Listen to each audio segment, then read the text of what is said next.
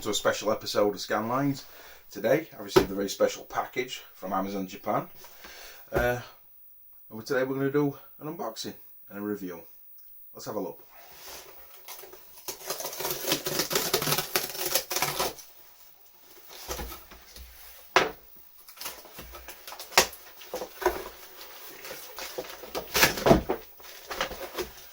There we go.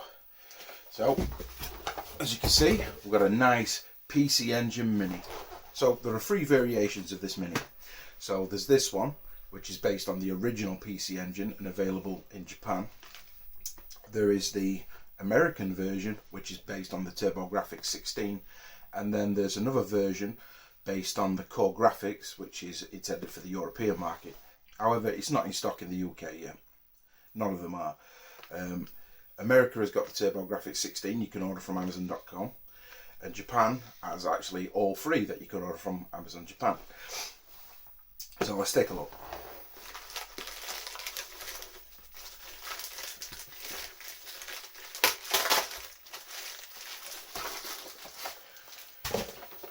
Kind of annoying that there's a serial sticker on the front. Get out of here. So the packaging is very reminiscent of the original PC Engine. On the back we can see which games that we have.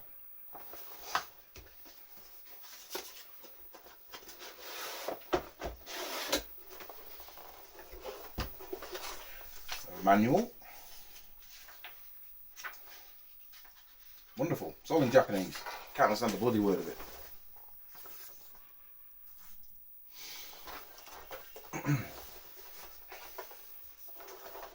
We have a controller.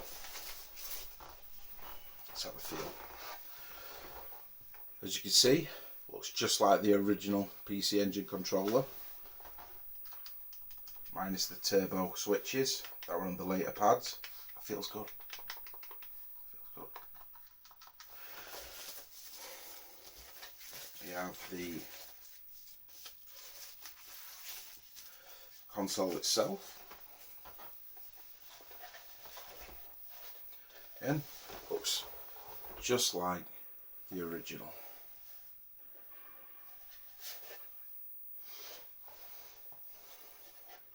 It's very light, does feel very plasticky, obviously. On off switch. And the extension bus where the CD-ROM attachment will go houses the HDMI output and the USB power port. We have a USB power lead.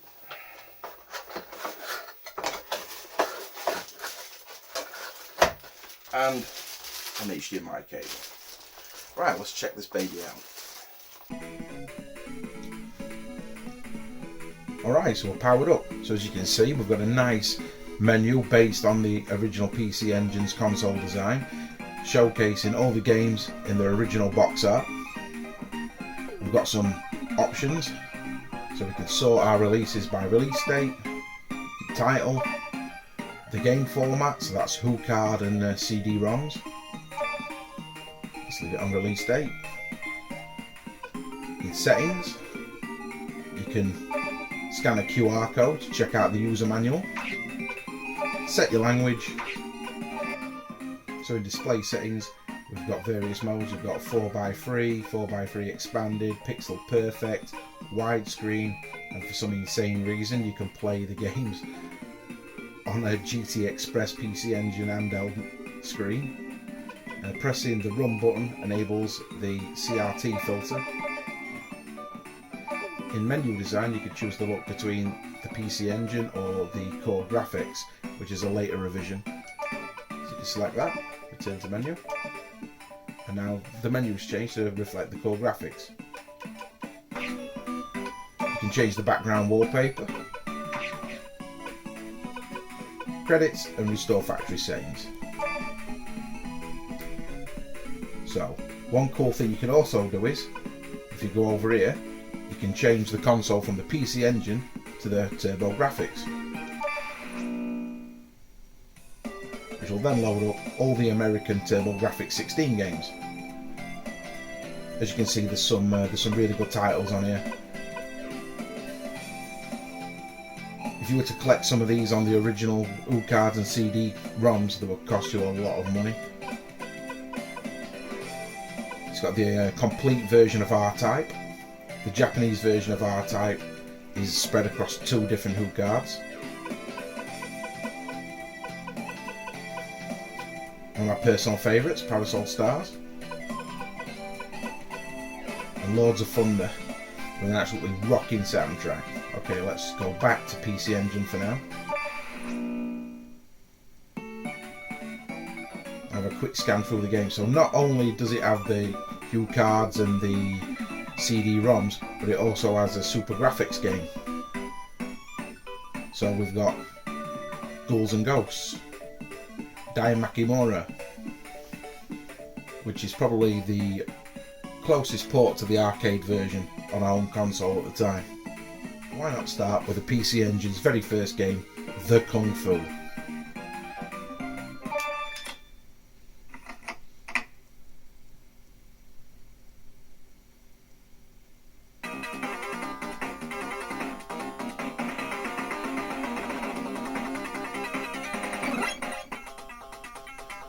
So this is The Kung Fu, as I like to call it, Bruce Lee's Bad Day Out.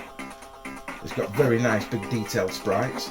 However, the game is absolutely fucking awful.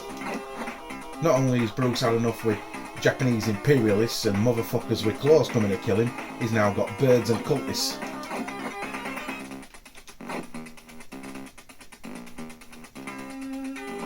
The controls are there.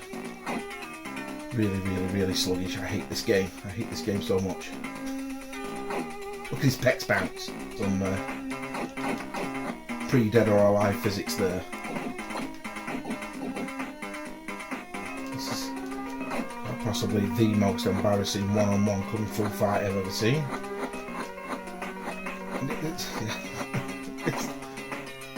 It's like they just pretend to know kung fu.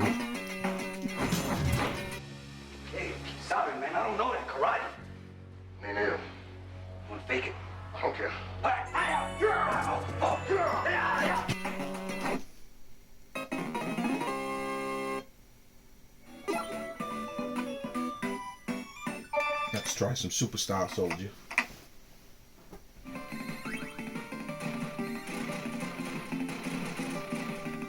The controls are really responsive. The D-pad does feel a little stiff, but then that's probably because I'm used to using a 30-year-old controller on my actual PC Engine games. But the buttons are very satisfying to press, and they are very responsive.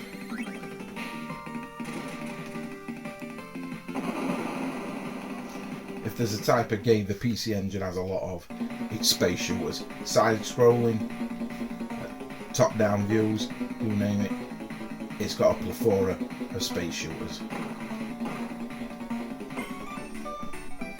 Let's try the Super Graphics Ghouls and Ghosts.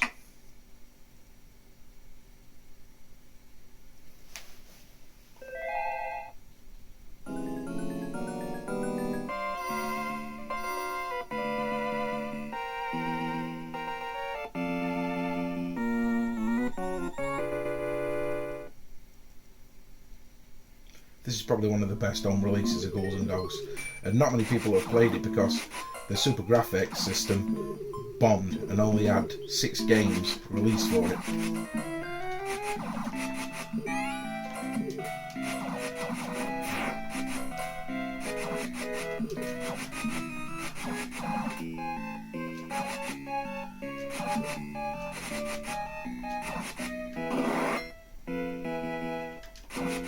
Again, the controls are extremely responsive. This is a really good classic controller. It feels just like playing the original games. Oh! Too busy talking shit.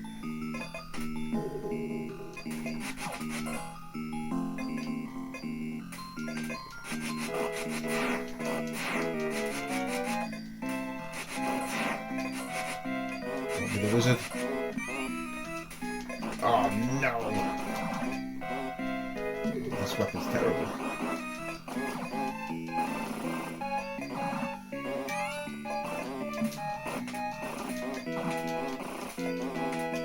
So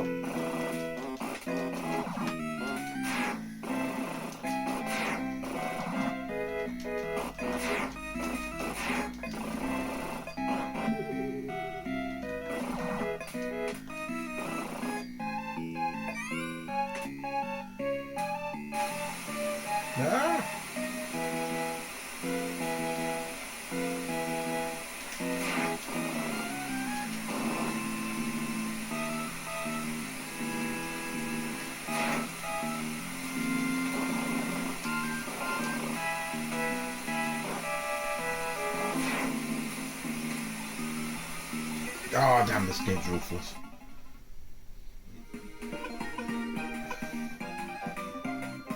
So there are a lot of great titles on here for your money. Star Parodier, I mean, you've got Snatcher. If you can read Japanese at all, that'd be great. Unfortunately, the only English translation for Snatcher is on the Sega CD. So, and of course, everyone's going to load up Castlevania Rondo of Blood.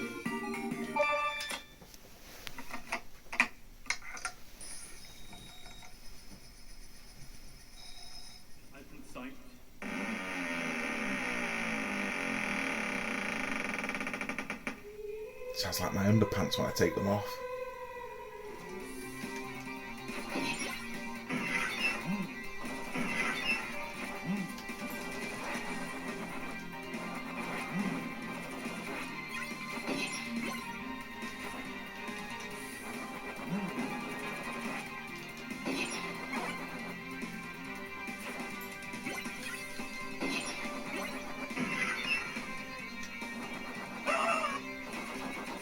Toss it.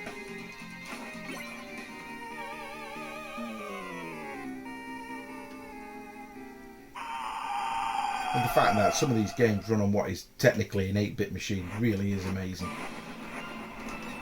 Mostly with the inclusion of enhanced system cards and the added on CD-ROM, which was a lot better than Sega's added CD-ROM.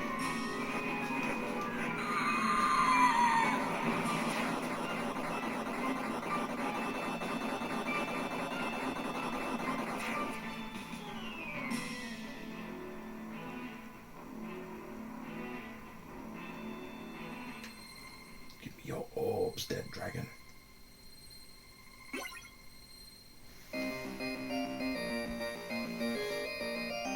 Okay. Ginga Fukai Densetsu Sapphire.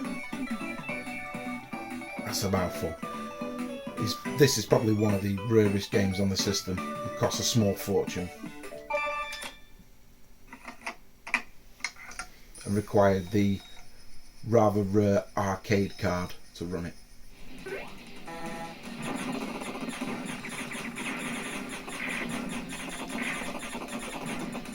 It's a quite impressive game for the system.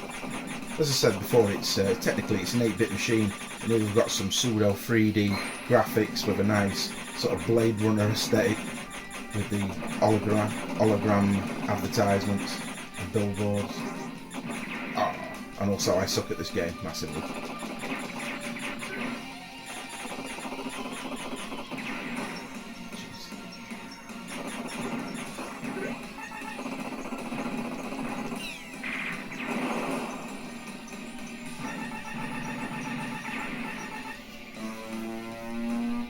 Warning, it's dangerous for you to come.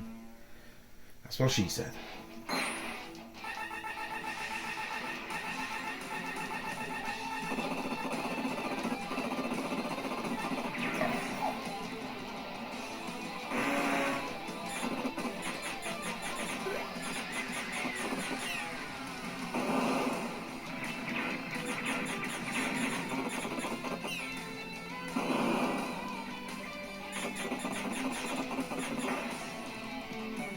Okay, let's quickly check out the TurboGrafx 16.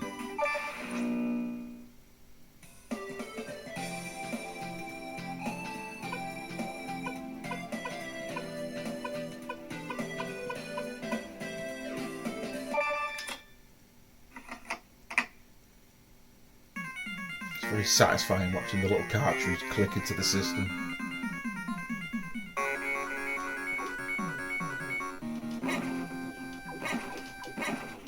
has to be said that the emulation is spot on. Graphic wise and audio, everything looks and sounds just as it should. The CRT filter really helps to give that authentic look.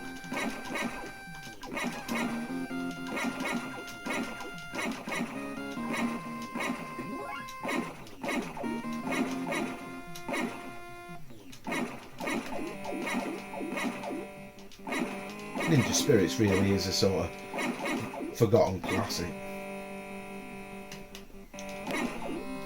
And again, this is probably one of the best home ports as well.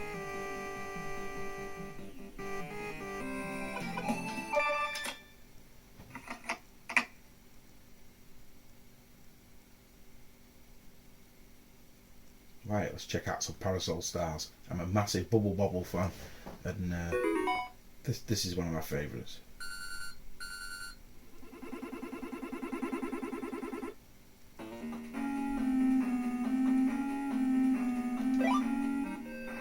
As far as I'm concerned, there's only two good ports for this game, and that's this version, which is clearly the best, and the Amiga version.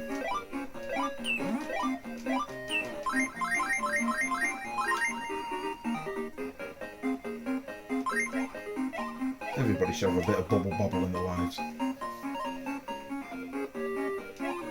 It's the equivalent of video game chicken soup for the soul.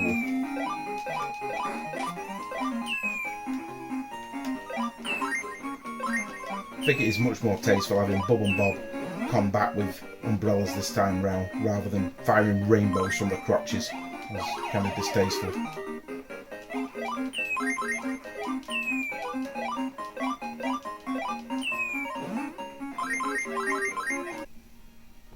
So would I recommend the PC Engine Mini? Absolutely. The game's faithful to the original consoles, and the controller is incredibly responsive. It looks and feels just like the original console. The CRT filters help. The emulation's great. It's expensive at £100. It's probably one of the most expensive minis at the moment, particularly seeing as we don't have them in stock in the UK. This one was imported from Japan, and including shipping costs around £115.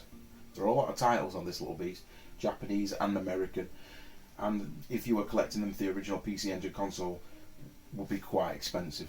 So even though it is £100, it's the cheapest way to legitimately own those games.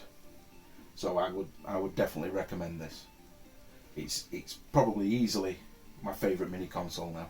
So if you can't pick up one of these little doodads in the UK, check out Amazon America, check out Amazon Japan, and part with that cash. Get one of these little bad boys and play some really great games that you may have missed. So thanks for checking out Scanlines. Be sure to like and subscribe. I'll see you again for more reviews. Good day. Head button.